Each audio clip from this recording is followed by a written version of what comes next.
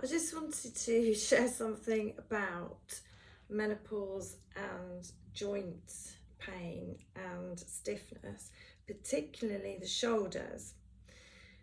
I've been speaking to a lot of women who are peri and post-menopause, and they're having significant shoulder issues. Now, this was quite confusing for me because I already had a slap tear in my left shoulder that took a really long time to diagnose, so it had been getting stiffer and a little bit less mobile. However, I was still able to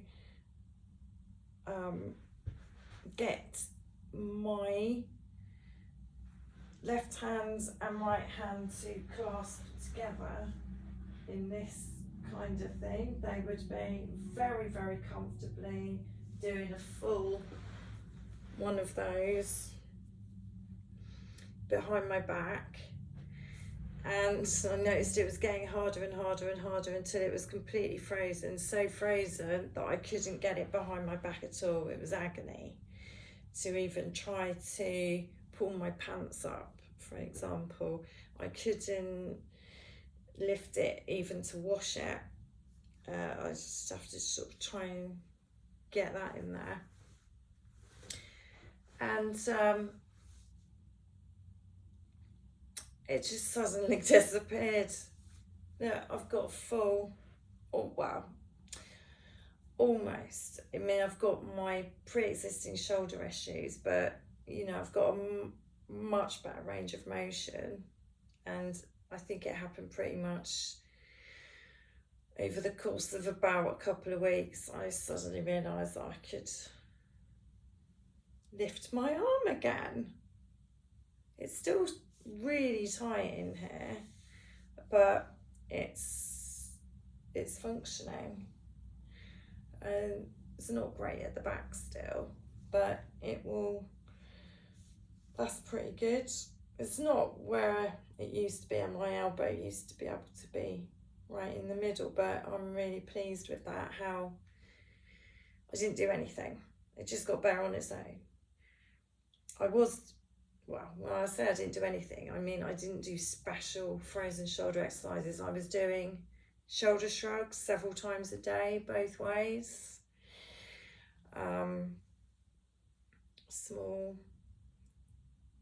shoulder movements like this, but also lying on a bolster so that you're getting a really good stretch through the back there, both ways. The elbows circling both ways, and of course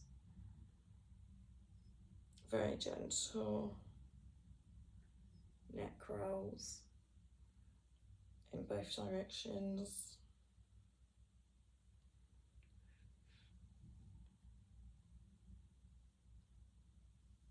And I was also doing, a lot of child's pose. I'll do it on the wall because you can actually do it on the wall as well, and you won't be able to see me if I do it on the floor, but to start with, I couldn't get my arm up there at all. I was just like, ugh. But I'm back to being able to do this. Stands a little bit away from the wall. So what's interesting now is that I can feel this much more in my right shoulder. So what I'm concerned about now is that the left shoulder's gone through this freezing and unfreezing process and slow hopped shoulder, and it's gone down to the left hip. So just want you to know it's absolutely normal, just like all the other stuff. So the best thing we can do, I'm not a doctor, so obviously don't take any notes of anything I say, because I'm only a person who's actually in the middle of it. But medically, I've got no right to say anything. Well, I have, just, you know, if you follow any of my suggestions and your arms explode, it's down to you. I'm not going to be held responsible for it, but just keep them moving and be gentle with them. You know, if it hurts to do something, don't force yourself to do it. That's just going to cause more inflammation. Be very, very gentle and just keep them moving as much as you can, especially if you're doing computer work. You need to get up really every 15 minutes and do this kind of thing. My students will know, any of my ex-students there will remember that I always encourage them to do this before, during and after doing artwork. So just try to keep some fluidity going in your shoulders, and if you feel like you want to, you can do this kind of isolation with your joints. So just one joint moving at a time. So that's tips of the fingers, first knuckle, hand, wrist, elbow, shoulder, other shoulder, elbow, hand, wrist, fingers, and back the other way. And you can kind of do it in a bowl as well. But it's not about being stiff like a robot, it's about flowing like a jellyfish. It's all about the jelly. It's all, and obviously it helps if you've got one of these like really kind of shiny, flowy polyester second-hand moo-moos on. Do both hands at the same time. Oh yeah, just getting some arm waves in there. I might have invented a new kind of middle-aged exercise program. Middle-aged, what is it? What's it called when you do that?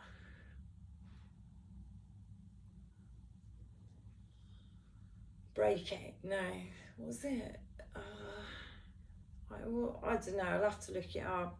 But anyway, just, that's why Koya's so good. That's why yoga's so good. But don't be trying to go to competitive yoga. Just do the gentlest class you can find. You know, if there's an OAP class or an over 50s class or a golf yoga class for old men, do that one. Don't do the one where people are doing handstands and difficult inversions and stuff. Just chill out and listen to your body telling you that it wants to do this.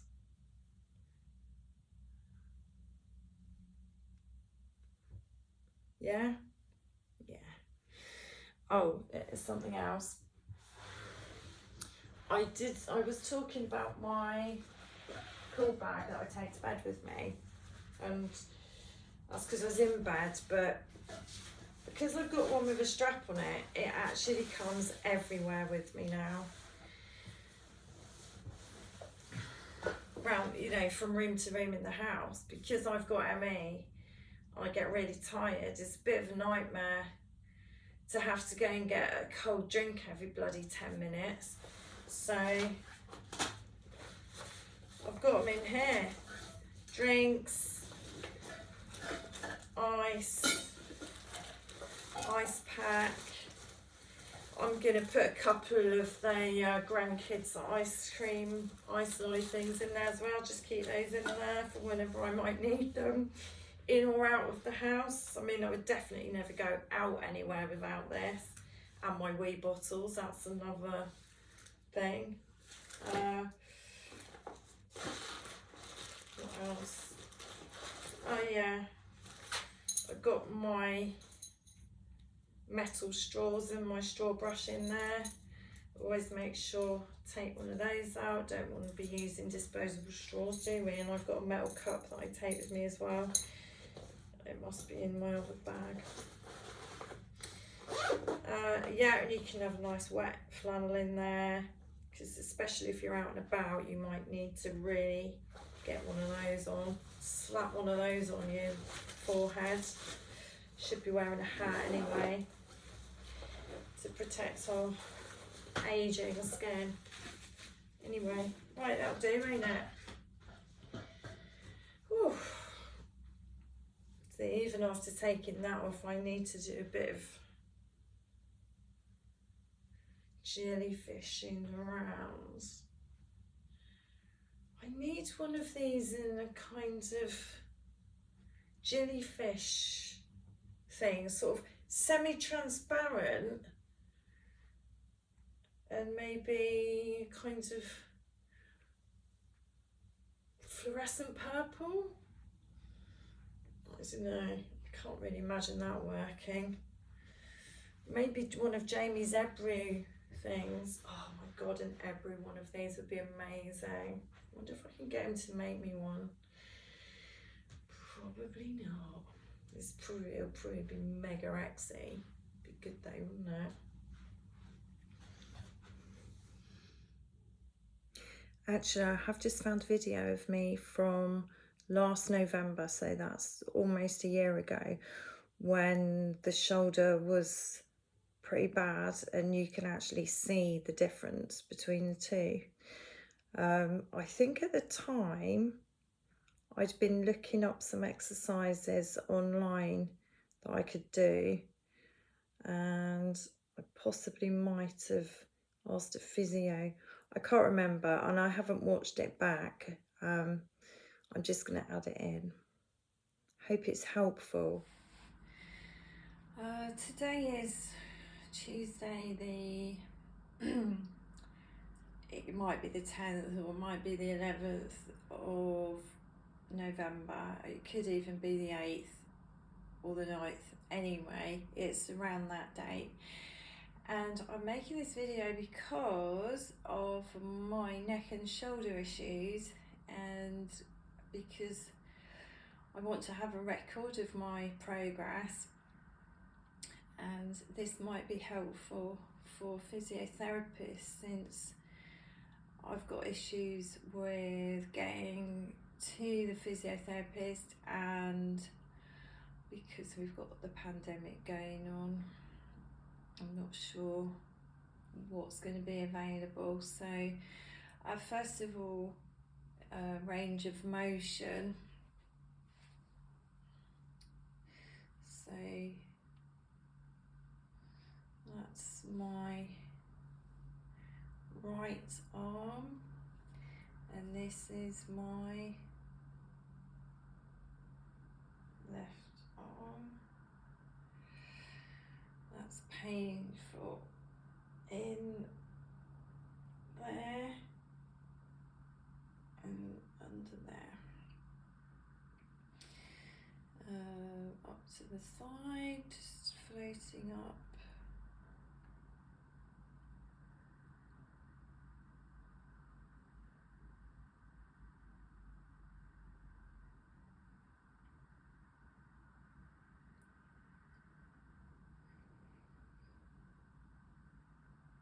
That's painful.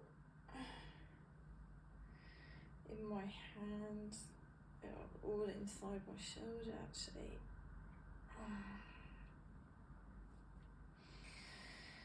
Okay, up to the front.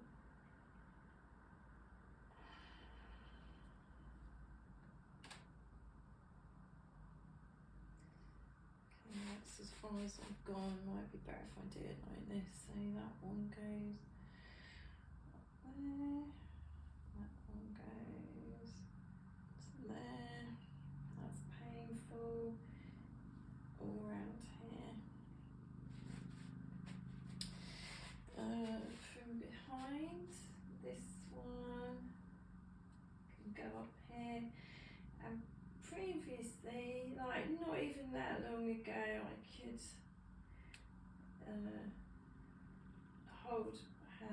above my head. That's painful all around here. This one, the elbow goes right up. This one.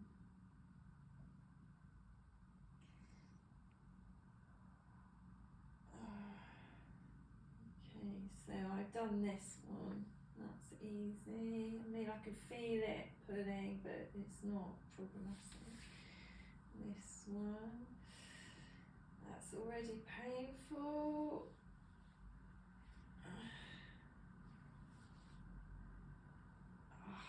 That's really painful. It's hurting up there, really all inside here. The thing that really alarmed me when I noticed it earlier was what happens when I flex my muscles. I can't even flex that one. That one looks actually pretty strong. All through here, I'm getting that muscle. I've got quite low body fat at the moment, so it's quite easy to see them. I can really do this. It feels quite strong. And on this side, I'm struggling to flex it at all. If I go back a bit so you can see both.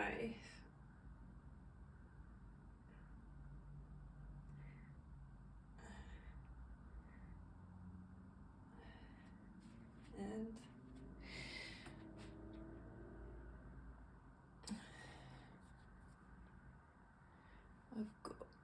I can see these muscles across here, and this, it all feels quite strong in here. I've got a bit of that, but I can't, I don't know what's going on with those ones.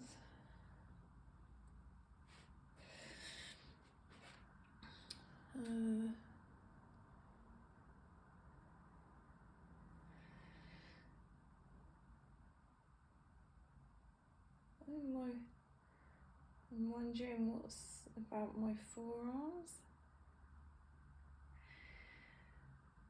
That looks pretty different to me.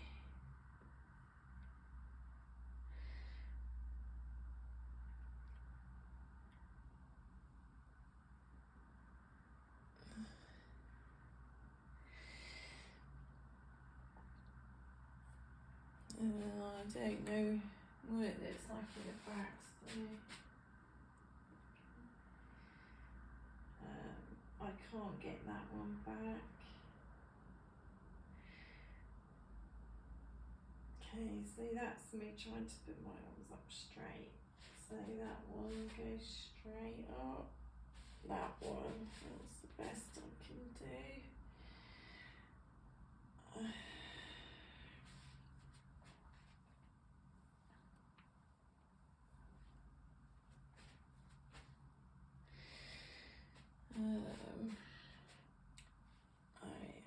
That's okay, I can do that.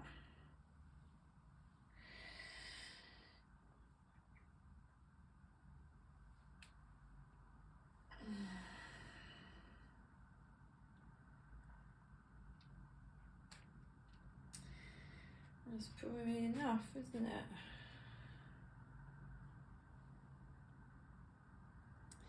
I think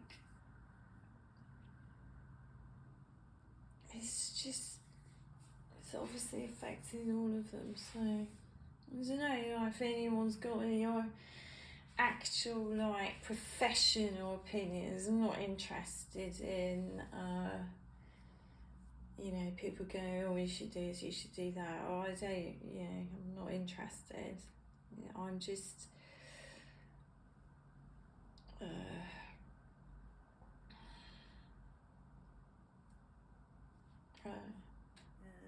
neck.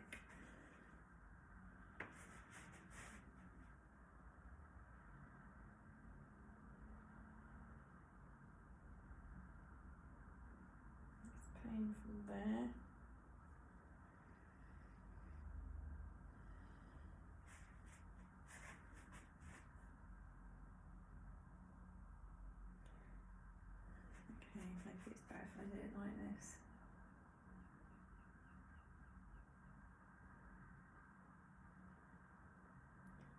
Painful up here.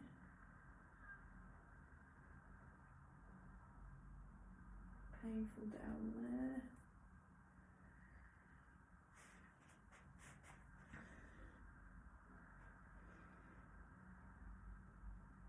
Painful down there.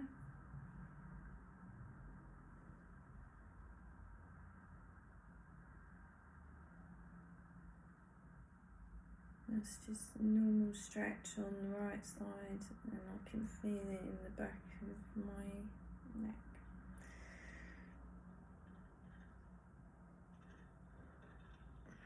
It's quite a nice stretch on the right side, but on the left side it feels really uncomfortable.